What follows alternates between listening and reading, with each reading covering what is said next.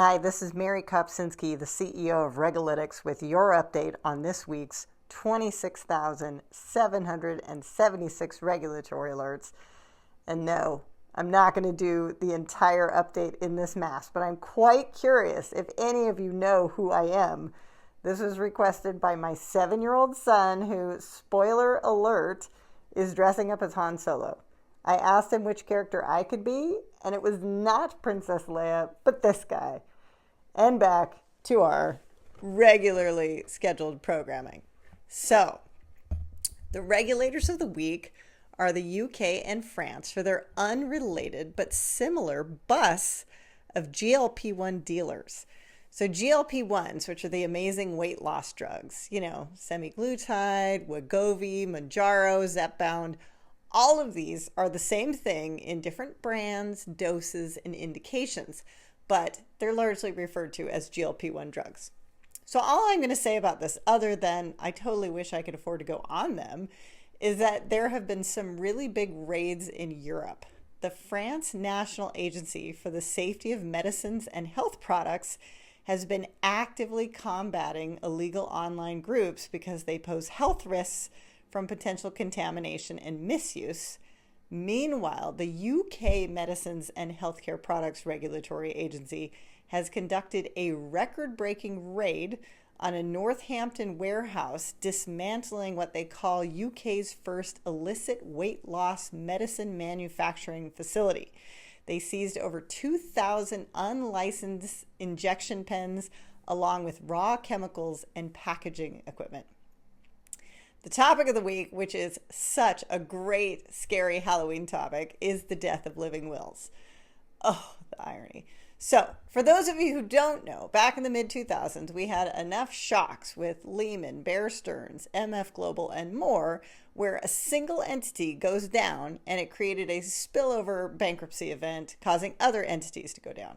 So, the idea of living will from Dodd-Frank was to make sure that these institutions, called systemically important financial institutions, or SIFIs, not only had enough cash reserves to handle shocks, but also that there was a plan generally about how they would go about unwinding in a way that would not cause global financial contagion. As many of you know, the founders of RegAlytics met writing the living will for the one, the only Credit Suisse. It is the only living will that has been used successfully. And that was a big 167-year-old institution that went up in smoke and nobody hardly coughed. So I'd like to think that all of that stress testing, not only of the organization, but all of us personally, was valuable. It was kind of like taking a test every year. The Fed would put out the scenario. Usually there were 3 different ones. Scenario 1, what would you do if equities fell by 55% and the US GDP dropped by 8.75? Scenario 2, what would you do if corporate bond spreads widened dramatically, especially for high yield issuers, and also commercial real estate had dropped by 40%? They were highly specific economic forces, and the banks would have to be able to identify the impact and explain what they would do to mitigate the risk. Then they would take 9 months to assess, discuss, write, assess again, revise, push it up the approval chain, and then finally submit it to the regulators. And then the regulators would read it. And the regulators would come back with matters requiring attention, also known as MRAs, or if it was really bad, an MRIA, which was a matter requiring immediate attention. And you would have to respond, and you'd also have to have a better answer for that in the next iteration of the living will. So this week, the Federal Reserve and the FDIC released the public sections of resolution plans for the 15 largest banking organizations. And the Federal Reserve Board has issued a request for public comment on proposals to improve transparency and accountability in its annual stress testing process.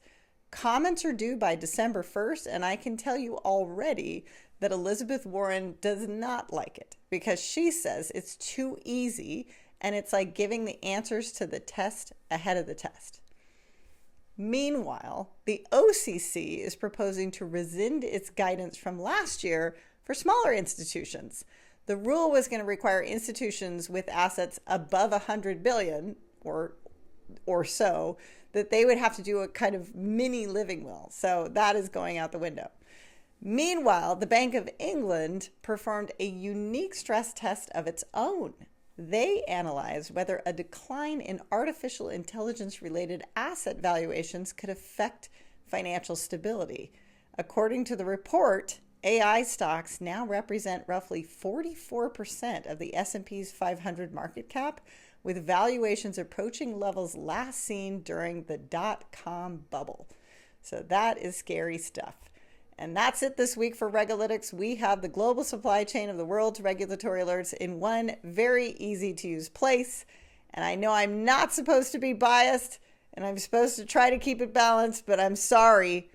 Go Blue Jays. If you need anything related to regulation, give us a call.